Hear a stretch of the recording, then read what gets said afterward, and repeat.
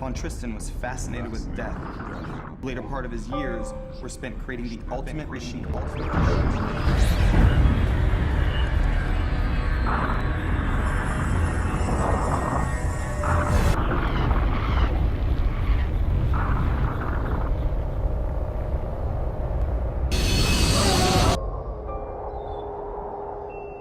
The director is Mauro Borelli, and he's this world-famous storyboard artist and illustrator. He's worked on all these giant, crazy projects, and he's just super creative. His background is in visual effects and comic books, which really give him a very, very unique style.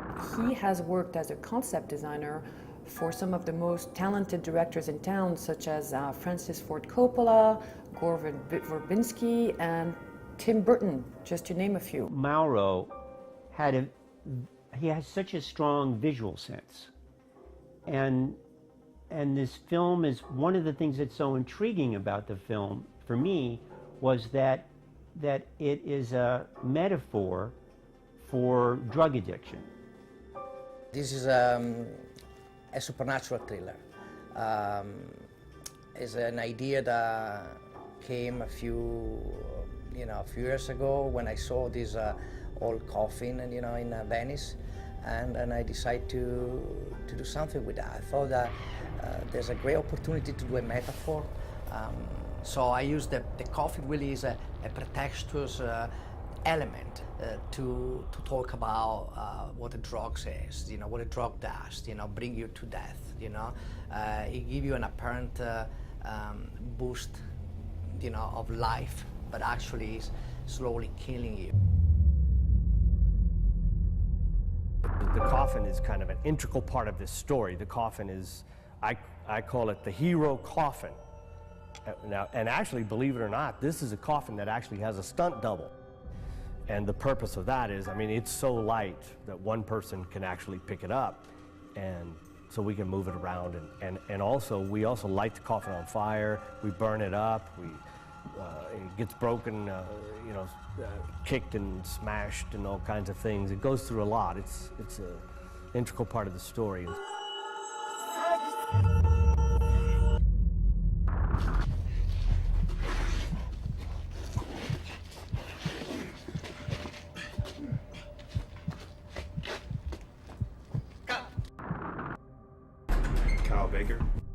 Well, Mauro did a lot of work on the coffin himself, and he had an art team work on it, and they've been really pounding away putting this thing together. The most amazing thing, though, is, I went to his house shortly before production began, and I saw the gears that are inside the coffin, and he's got, basically what he did is he went through his house, and he took his children's toys, and anything that had a little motor or a little engine in it, he tore them apart, painted them gold and silver.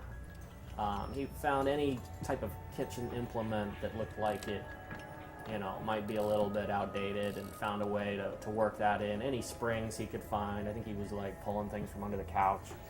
He basically collected all this stuff. He went on eBay, started ordering clock parts and machines, going to thrift stores, got all these motors working.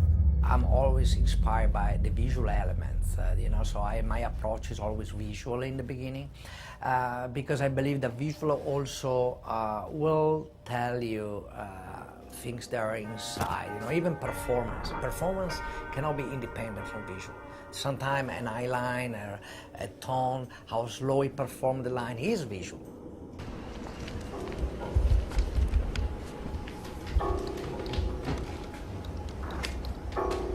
So, no vampires inside.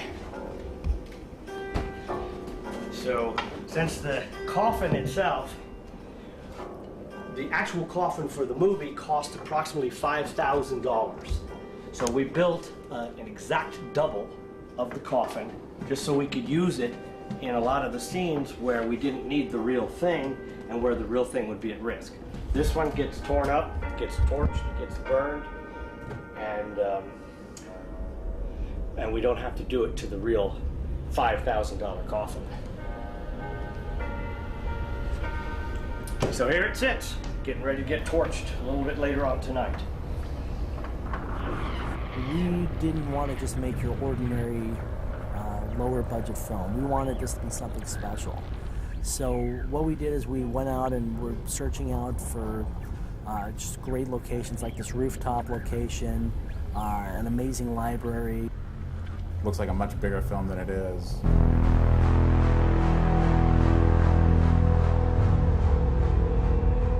The performances are great, direction is great. I think it was a good avenue for Mauro to kind of play with a good script and really kind of realize what was in his head. Mauro's got a good sense for the genre, appreciates it, knows it, and the script was great. The movie, compared to the script, it has a little more of tone, of surreal mood. I didn't expect the city of Los Angeles, the feeling of this dark Los Angeles being on the movie when I wrote the script. So this is something on top of the script I didn't expect. Box of Shadows is more a supernatural thriller than a horror film, and also Box of Shadows is more like a classical horror film than a modern horror film. Most of the horror films today, they're not horror films for me anymore. They're just torture porns, or like only slashing, blood, blood, blood, killing, killing, killing. And this film has a story that is developing. You have ghosts, you have supernatural elements like the Reaper, but it's not seeing actually the thing that happens, how someone is in pain or get tortured. It's more about what you don't see, what you just feel, like they did in classical horror films. Based on what I've seen so far, is that this is a movie I will not go see. I'll be scared to death. It's just not going to happen. I won't be out there because I'll be scared. I'll be frightened. No, I think this film's going to be fine. I think it's going to be great. I think the audience is going to like it because it's a thriller.